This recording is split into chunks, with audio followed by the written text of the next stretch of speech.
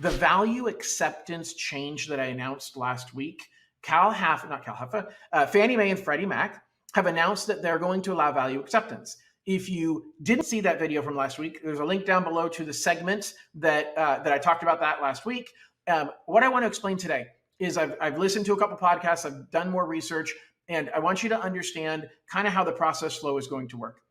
If the system gives us feedback that says value acceptance with data collection, then what's going to happen is we as a lender have to contact a person who's going to do the data collection. Well, it's kind of going to be like the appraisal management company. They're already recruiting and hiring people. A lot of them are going to be real estate agents who are doing BPOs that are now going to transfer to doing a lot more of these. Some of them are going to be insurance claims adjusters that are going out and visiting homes and taking pictures for insurance claims.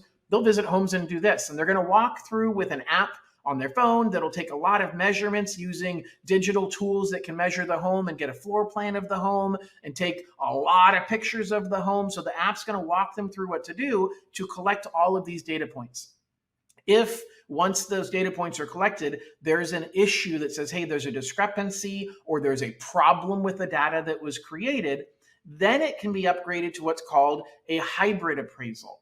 Now, a hybrid appraisal means that the appraiser is doing a desktop appraisal. They're not going out to the property. They're using the pictures and the measurements that were provided by the data collector, but they're able to then adjust for the condition, adjust for the issues that came up during data collection that says, hey, we can't trust that original value because the data doesn't match, that the square footage is different. Something is wrong, and so we have to convert it to a hybrid appraisal.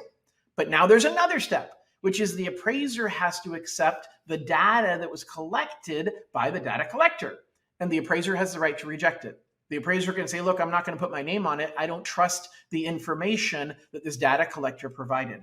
And so now we're going to run into an issue that then needs to be upgraded back to a full appraisal, which is kind of where we started and what we were trying to avoid. So this all kicks off on April 15th. We'll see where it ends up, but it's definitely going to be a bumpy road, and we're going to have to play with it. I think it's a win, but I think there's going to be a lot of challenges that we're going to have to work through.